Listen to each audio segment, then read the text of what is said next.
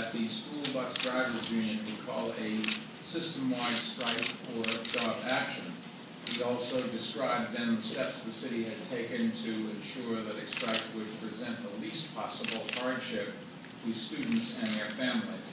Unfortunately, it now looks like that the union, Local 1181 of the Amalgamated Transit Union, will go on strike this week, possibly on Wednesday. Reports are that the union will hold a press conference at 4:30 today, so we may know more about their plans then. But all of this is just speculation, and if they do or do not strike, change the time or the date, I don't want you to hold it to us. This is just the best intelligence of scuttlebutt that we've gotten so far.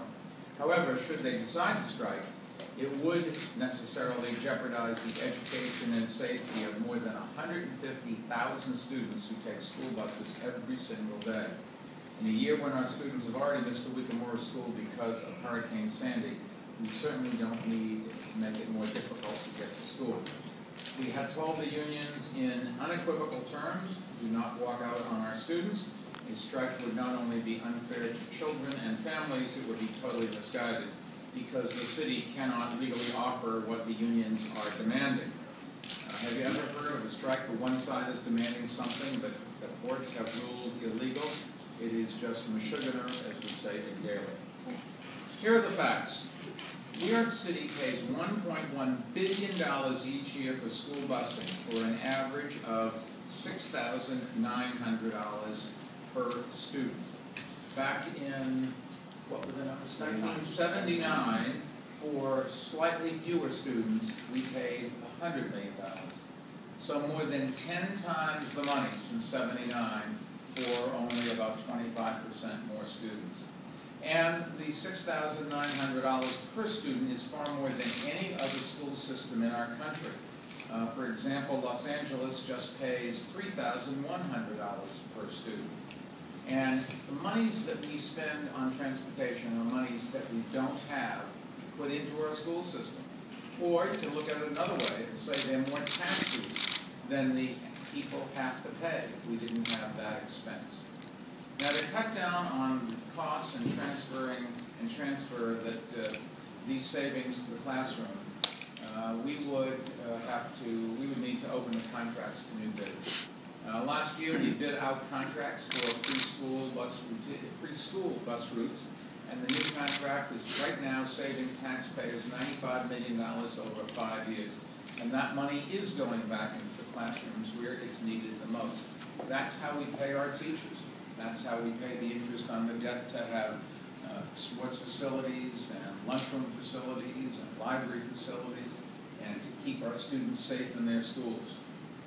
This year, to save more money, we're bidding out contracts for another 1,100 bus routes.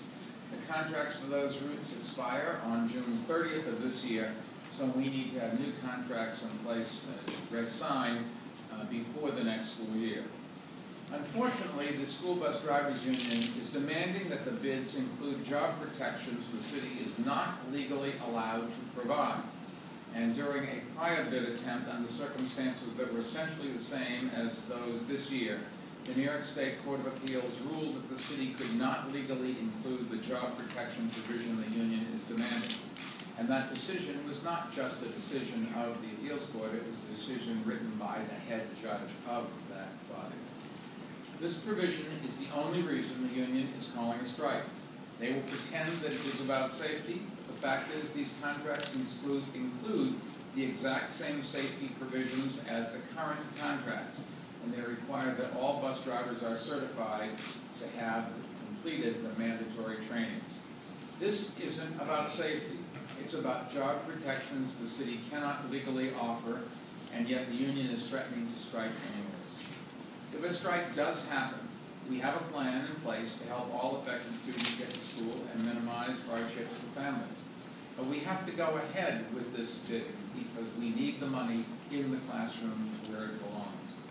Let me walk you through the elements of what we're going to do to mitigate the pain if, in fact, the union strikes, to try to make it somewhat less inconvenient for our students who are trying to get to school And these kids are students who really do need buses. These are a lot of special ed kids.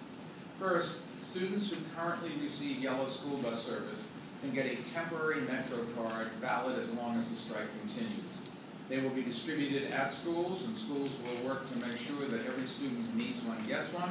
The Department of Education has informed the Metropolitan Transit Authority that it may need to accommodate additional riders. Parents of children in grades K to 2 can request an additional Metro card if they have to escort their child to school. So can parents of children who require transportation from their homes directly to their school. Parents of children in grades K to 6 who get yellow bus service and for whom public transportation to school is not an option, in other words, there isn't any public transportation where they live, they can get reimbursed for transportation costs.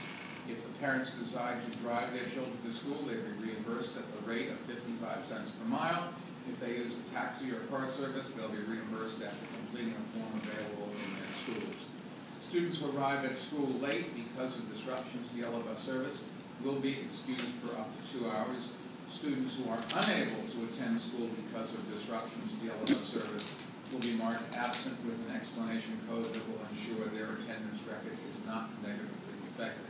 And after-school programs will remain open, but unfortunately no school busing will be provided.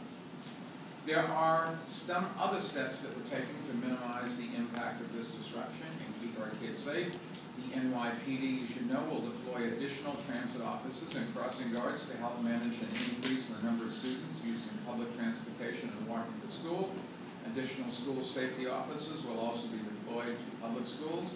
The Taxi and Limousine Commission will issue an alert to all licensees to anticipate increased demand and have the maximum number of cars available. At the same time, the Department of Ed will be posting materials online for every grade and course subject so that students who can't get to school during the strike can continue their learning at home. But we urge all families to do everything possible to find ways to get our kids to schools where they can have a great teacher in front of them and they can continue to get the education they're going to need to survive and to prosper in America. Even with these measures in place, however, a system-wide strike would present, we understand, significant challenges for students and families, and threaten the education of our kids during the year when they've already, as I said before, missed a week of school as a result of Sandy. We all hope that the drivers' union will do the right thing and not strike at the expense of city school children and taxpayers, but the city is prepared for a strike and will do everything we can to help students and parents get through it. If you have further questions, you should call 311. You can also check nyc.gov for updates. Now let me turn the floor over to our school's chancellor, Dennis Walcott. Thank you, Mr. Mayor. As I indicated yesterday, if there is a strike, this is a strike against our students. And this will have a devastating impact on our students. As the mayor indicated, we are prepared. We send information out to our parents, to our schools. We have information online. This morning, I met with a group of advocates from the community of students with special needs and disabilities, talked to them about getting out to the populations that they serve as well. We've been working with a number of city agencies, including the agencies that are here, as well as the agencies that the mayor mentioned in his briefing, and we are ready to respond.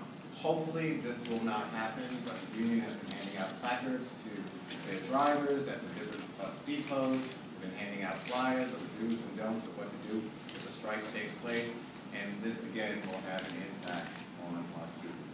As I indicated yesterday, this is illegal as far as what they're asking us to do. The State Court of Appeals, the highest court in New York State, has ruled, and we are following the letter of